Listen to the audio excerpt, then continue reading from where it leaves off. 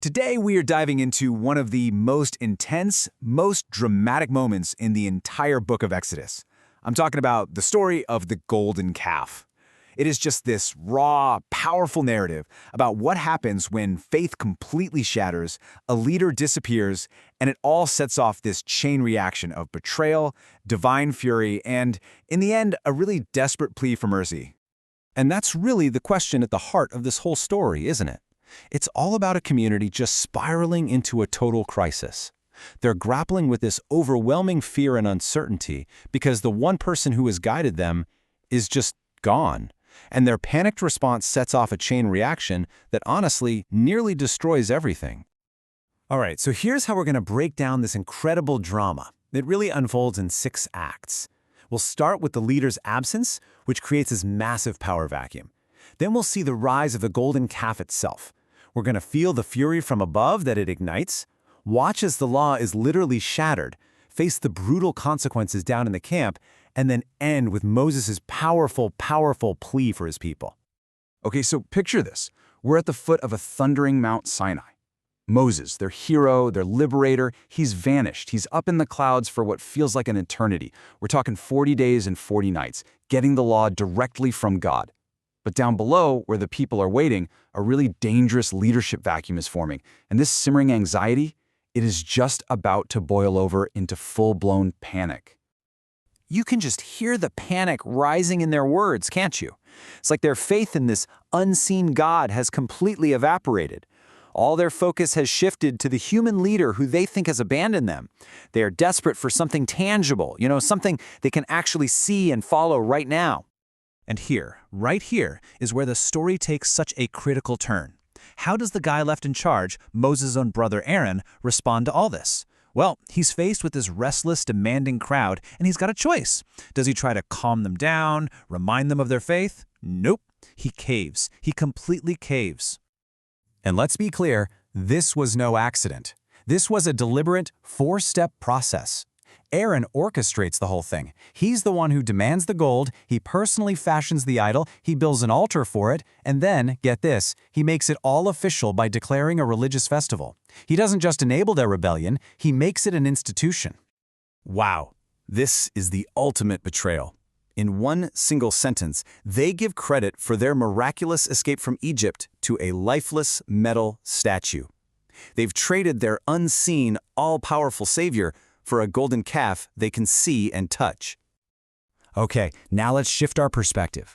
Let's cut to the top of the mountain. Because while this wild party is starting down below, God reveals the whole scene to a totally unsuspecting Moses. He tells him that the very people he just led out of slavery have already become utterly corrupt. This is such a stunning contrast. It's like a split screen. Down below, you've got this wild party, people eating, drinking, celebrating. But high above, on the mountain, God's judgment is brewing. He sees their betrayal for exactly what it is, and he tells Moses, step aside, I'm going to destroy them all and start over, right here, with you. But then Moses does something absolutely remarkable. Before he's even seen the calf with his own eyes, his first instinct is to defend his people. He actually argues with God. He reminds him of his own promises, saying that if he destroys the Israelites now, it'll make their liberation from Egypt look like nothing more than a cruel trick.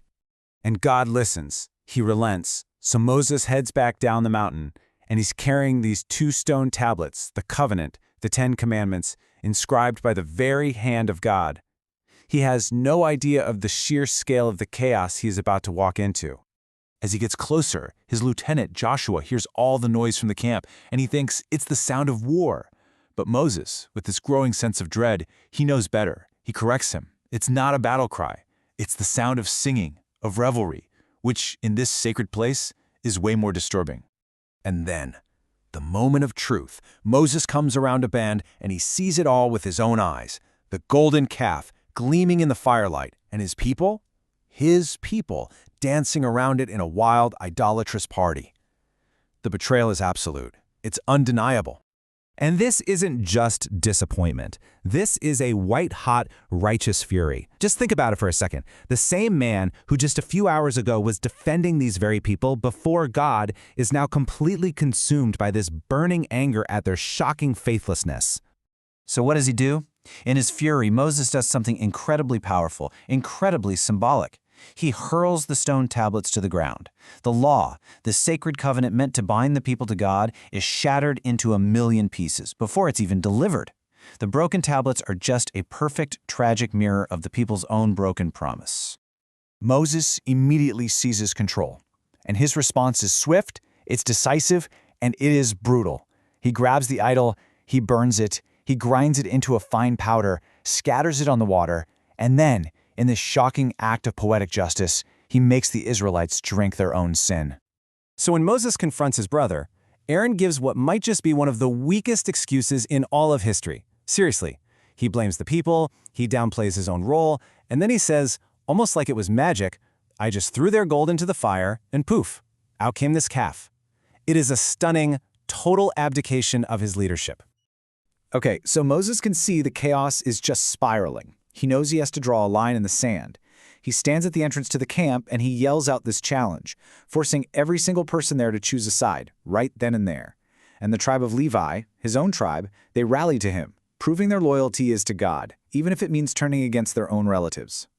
And the consequence is just swift and horrifying. Moses commands the loyal Levites to go through the camp and execute the ringleaders of this rebellion.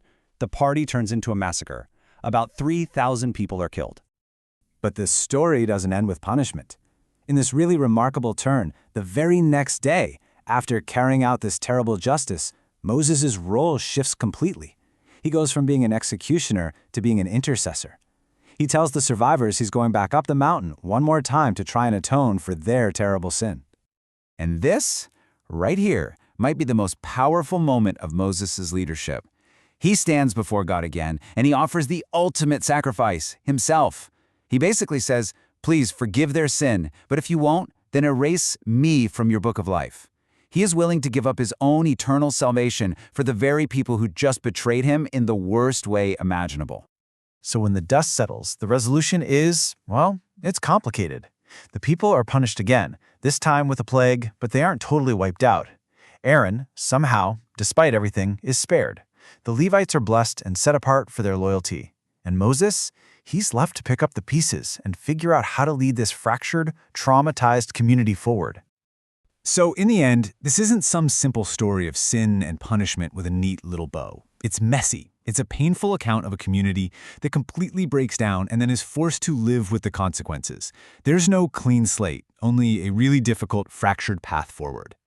And that leaves us with this huge, profound question that just echoes through the entire story. After a betrayal this deep, justice seemed to demand total destruction. But it was Moses' plea for mercy that ultimately allowed the community to survive. And it forces us to ask, when is mercy actually more powerful than justice? Where do we draw that line between accountability and grace?